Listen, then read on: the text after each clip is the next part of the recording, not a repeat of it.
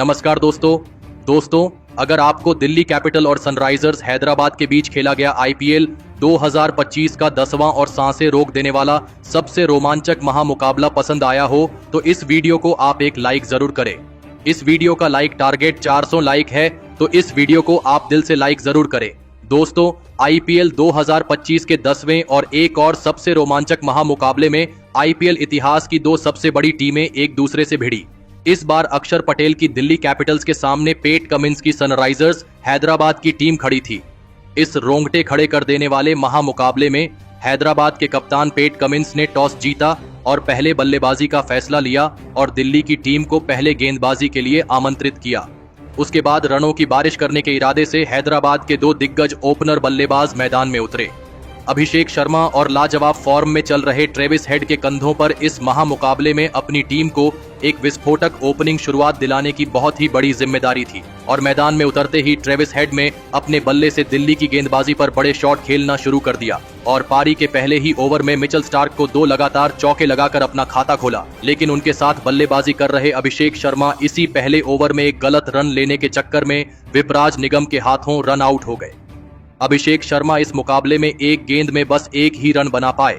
अभिषेक शर्मा के पहले ही ओवर में आउट हो जाने के बाद अब ईशान किशन बल्लेबाजी के लिए मैदान में उतरे थे, लेकिन नए बल्लेबाज ईशान किशन को भी मिचेल स्टार्क ने ट्रिस्टन स्टब के हाथों कैच आउट कर दिया। ईशान किशन इस मुकाबले में 5 गेंद में बस 2 ही रन बना पाए। दिल्ली की खतरनाक गेंदबाजी ने हैदराबाद के 2 लगातार विकेट निकालकर हैदराबाद की बल्लेबाजी को शुरुआत में ही दबाव में डाल दिया था। अब बल्लेबाजी के लिए नीतीश कुमार रेड्डी मैदान में उतरे थे, लेकिन मिचेल स्टार्क ने नीतीश कुमार रेड्डी को भी अपने इसी ओवर में अक्षर पटेल के हाथों कैच आउट कर दिया। नीतीश कुमार रेड्डी तो इस मुकाबले में अपना खाता भी नहीं खोल पाए। मिचेल स्टार्क की घातक गेंदबाजी के सामने हैदराबाद का बड़े से बड़ा बल्लेबाज भी अब नाकामयाब हो चुका था। हैदराबाद की बल्लेबाजी अब इस मुकाबले में मुश्किल में थी। अब मैदान पर अनिकेत वर्मा आए थे और फिर ट्रेविस हेड और अनिकेत वर्मा ने मिलकर यहां से हैदराबाद की पारी को संभालने की पूरी कोशिश करी, लेकिन तभी अपना अगला ओवर डालने आए मिचेल स्टार्क ने फिर एक बार कमाल करके दिखाया और हैदराबाद की टीम के लिए लाजवाब बल्लेबाजी कर रहे ट्रेविस हेड को ही केएल राहुल के हाथों कैच आउट कर दिया। ट्रेविस हेड इस मुकाबले में 12 गेंद में 22 रन बनाकर आउट हो गए। मिचेल स्टार्क की इस अविश्वसनीय गेंदबाजी के सामने हैदराबाद का टॉप ऑर्डर पूरी तरह नाकामयाब हो चुका था। पूरी हैदराबाद की बल्लेबाजी अब बैकफुट पर थी, लेकिन अब बल्लेबाजी के लिए हेनरी क्लासेन मैदान में उतरे थे और फिर यहां से हेनरी क्लासेन और अनिकेत वर्मा ने एक महत्वपूर्ण साझेदारी दिल्ली की गेंदबाजी के सामने बनाना शुरू कर दिया। दोनों ही खिलाड़ी इस मुकाबले में गजब के फॉर्म में नजर आ रहे थे। हेनरी क्लासेन और अनिकेत वर्मा की इस महत्वपूर्ण साझेदारी ने अब धीरे धीरे हैदराबाद की टीम को इस मुकाबले में वापसी करवा दी थी।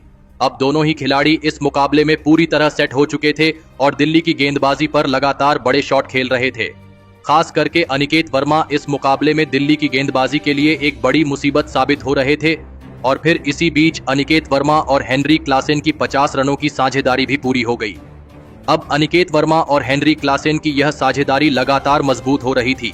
अब दिल्ली की गेंदबाजी भी इस मुकाबले में दबाव महसूस करने लगी थी। अनिकेत वर्मा और हेनरी क्लासेन ने मिलकर अब अपनी टीम को 114 रनों पर पहुंचा दिया था, लेकिन तभी पारी का 11वां ओवर डालने आए मोहित शर्मा ने खतरनाक बल्लेबाजी कर रहे हेनरी क्लासेन को विपराज निगम के हाथों कैच आउट कर दिया। हेनरी क्लासेन इस मुकाबले में 19 गेंद में 32 रन बनाकर आउट हो गए। मोहित शर्मा ने हैदराबाद की एक बहुत ही बड़ी साझेदारी को तोड़कर फिर से हैदराबाद की टीम को इस मुकाबले में बैक फुट पर धकेल दिया था। लेकिन अब बल्लेबाजी के लिए अभिनव मनोहर मैदान में उतरे थे, लेकिन अभिनव मनोहर भी दिल्ली के गेंदबाजी के सामने ज्यादा देर तक नहीं टिक पाए और गेंदबाजी पर आए कुलदीप यादव ने अभिनव मनोहर को फाफ डू प्लेसिस के हाथों कैच आउट कर दिया। अभिनव मनोहर इस मुकाबले में 6 गेंद में बस 4 ही रन बना पाए। अब हैदराबाद की टीम ने अपने 6 बल्लेबाजों को खो दिया था। हैदराबाद की टीम अब एक बड़ी मुसीबत में थी। अब मैदान पर हैदराबाद के कप्तान खुद पैट कमिंस आए थे और फिर पैट कमिंस के साथ मिलकर लाजवाब बल्लेबाजी कर रहे अनिकेत वर्मा ने अपना इस मुकाबले का एक गजब का अर्धशतक पूरा कर लिया। लेकिन उनके साथ बल्लेबाजी करने आए हैदराबाद के कप्तान पैट कमिंस को भी इसी बीच कुलदीप यादव ने जैक फ्रीजर मेगर्क के हाथों कैच आउट कर दिया। कप्तान पैट कमिंस 7 गेंद में 2 रन बनाकर आउट हो गए। अब हैदराबाद की टीम को एक बड़े लक्ष्य तक पहुंचाने की पूरी जिम्मेदारी अनिकेत वर्मा के कंधों पर आ चुकी थी और फिर अनिकेत वर्मा ने भी इस जिम्मेदारी को बखूबी निभाया और विकेट गिरने के बाद बल्लेबाजी पर आए व्यान मूल्डर के साथ मिलकर धमाकेदार बल्लेबाजी करना शुरू कर दिया। पारी के 15वें ओवर में तो अनिकेत वर्मा ने दिल्ली के कप्तान अक्षर पटेल को एक चौका और 2 अद्भुत छक्के लगा दिए थे, लेकिन तभी पारी का 16वां ओवर डालने आए कुलदीप यादव ने गजब की बल्लेबाजी कर रहे अनिकेत वर्मा को जैक फ्रीजर मैगर्क के हाथों कैच आउट कर दिया। अनिकेत वर्मा इस मुकाबले में 41 गेंदों में 74 रनों की एक लाजवाब पारी खेलकर आउट हो गए। अब हैदराबाद के बस 2 ही विकेट बचे थे।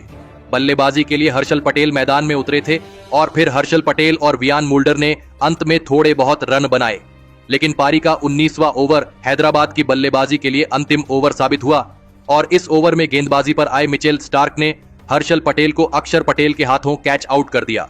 हर्षल पटेल ने इस मुकाबले में 9 गेंद में 5 रन बनाए।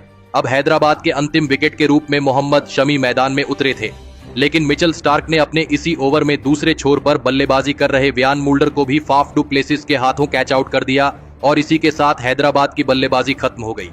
लेकिन इसके बावजूद हैदराबाद की टीम ने 163 रनों का एक बड़ा लक्ष्य दिल्ली की टीम के आगे रखा। उसके बाद हैदराबाद से मिले 164 रनों के विशाल लक्ष्य का पीछा करने दिल्ली के 2 दिग्गज ओपनर बल्लेबाज मैदान में उतरे। जैक फ्रेजर मैगर्क और फाफ डू प्लेसिस के कंधों पर इस महामुकाबले में अपनी टीम को एक शानदार ओपनिंग शुरुआत दिलाने की बहुत ही बड़ी जिम्मेदारी थी और दिल्ली की इस ओपनिंग जोड़ी ने मैदान में उतरते ही धमाकेदार बल्लेबाजी करना शुरू कर दिया। खास करके फाफ डू प्लेसिस इस मुकाबले में गजब की बल्लेबाजी कर रहे थे। पारी के तीसरे ओवर में गेंदबाजी पर आए मोहम्मद शमी को फाफ डू प्लेसिस ने 2 चौके और एक गजब का छक्का लगा दिया था, तो वही उनके साथ बल्लेबाजी कर रहे जैक फ्रेजर मैगर्क भी इस मुकाबले में बेहतरीन बल्लेबाजी कर रहे थे। दोनों की इस साझेदारी ने शुरुआत से ही हैदराबाद की गेंदबाजी को दबाव में डाल दिया था। दिल्ली की यह ओपनिंग साझेदारी लगातार मजबूत होती जा रही थी, जिसने हैदराबाद के कप्तान पेट कमिंस की परेशानियों को बहुत ही ज्यादा बढ़ा दिया था और फिर इसी बीच इन दोनों की इस ओपनिंग साझेदारी ने 50 रनों का आंकड़ा भी पार कर लिया। अब हैदराबाद की गेंदबाजी इस मुकाबले में बहुत ही ज्यादा दबाव में थी और फिर इसी बीच लाजवाब बल्लेबाजी कर रहे फाफ डू प्लेसिस ने अपना इस मुकाबले का एक धमाकेदार अर्धशतक पूरा कर लिया। जैक फ्रेजर मैगर्क और फाफ डू प्लेसिस ने मिलकर अब अपनी टीम को 81 रनों पर पहुंचा दिया था, लेकिन तभी गेंदबाजी पर आए जीशान अंसारी ने अर्धशतक लगाने वाले फाफ डू प्लेसिस को व्यान मूल्डर के हाथों कैच आउट कर दिया। फाफ डू प्लेसिस 27 गेंदों में 50 रन बनाकर आउट हो गए। फाफ डू प्लेसिस की इस धमाकेदार पारी के खत्म हो जाने के बाद अब बल्लेबाजी के लिए अभिषेक पोरेल मैदान में उतरे थे, लेकिन उनके साथ बल्लेबाजी कर रहे जैक फ्रेजर मैगर्क ने इसी विकेट वाले ओवर में जीशान अंसारी को 2 चौके और एक लाजवाब छक्का लगा दिया था। लेकिन जीशान अंसारी ने अपने इसी ओवर में वापसी करते हुए लाजवाब बल्लेबाजी कर रहे जैक फ्रेजर मैगर्क को भी अपनी ही गेंद पर कैच आउट कर दिया। जैक फ्रेजर मैगर्क 32 गेंद में 38 रन बनाकर आउट हो गए। जीशान अंसारी के इस एक ही ओवर में दिल्ली की टीम ने अपने दोनों ही सेट ओपनर बल्लेबाजों को अब खो दिया था। बल्लेबाजी के लिए केएल राहुल मैदान में उतरे थे और केएल राहुल ने आते ही मोहम्मद शमी को 2 चौके और एक शानदार छक्का लगाकर अपना खाता खोला था, लेकिन तभी अपना अगला ओवर डालने आए जीशान अंसारी ने नए बल्लेबाज केएल राहुल को भी क्लीन बोल्ड कर दिया। केएल राहुल 5 गेंद में 15 रन बनाकर आउट हो गए। जीशान अंसारी की इस गजब की स्पिन गेंदबाजी ने सभी को हैरान कर दिया था। जीशान अंसारी ने अब हैदराबाद की टीम को अब इस मुकाबले में वापसी करने का एक बढ़िया मौका दिया था, लेकिन अब बल्लेबाजी के लिए ट्रिस्टन स्टब मैदान में उतरे थे। लेकिन बल्लेबाजी कर रहे अभिषेक पोरेल और नए बल्लेबाज ट्रिस्टन स्टब ने मिलकर यहां से एक और साझेदारी दिल्ली की टीम के लिए बनाना शुरू कर दिया और विस्फोटक बल्लेबाजी करना जारी रखा। अभिषेक पोरेल तो इस मुकाबले में हैदराबाद की गेंदबाजी के ऊपर लगातार बड़े शॉट खेल रहे थे, जिसने फिर से दबाव हैदराबाद की गेंदबाजी पर डाल दिया था। रिक्वायर्ड रन रेट का दबाव न होने की वजह से दिल्ली के यह दोनों ही बल्लेबाज आसानी से हैदराबाद की गेंदबाजी पर रन बना रहे थे। अब धीरे धीरे यह मुकाबला हैदराबाद के हाथ से निकलने लगा था। अभिषेक पोरेल और ट्रिस्टन स्टब की इस जोड़ी ने हैदराबाद के सभी गेंदबाजों को इस मुकाबले में नाकामयाब कर दिया था और फिर पारी के 16वें ओवर में अभिषेक पोरेल ने एक लाजवाब छक्का लगाते हुए इस रोमांचक मुकाबले में दिल्ली की टीम को 7 विकेट से जीताकर एक बड़ा कारनामा करके दिखाया।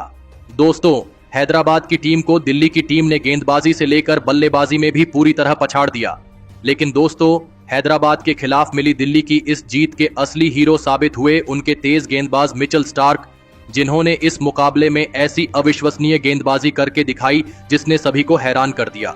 मिचेल स्टार्क ने इस मुकाबले में हैदराबाद के 5 बड़े विकेट हासिल किए और इसी के चलते दिल्ली की टीम इस महामुकाबले में जीत पाई। तो दोस्तों, आप मिचेल स्टार्क की इस अद्भुत गेंदबाजी के लिए उन्हें 10 में से कितने अंक देना चाहेंगे? आप अपनी राय नीचे कमेंट में देना बिल्कुल भी ना भूलें। धन्यवाद।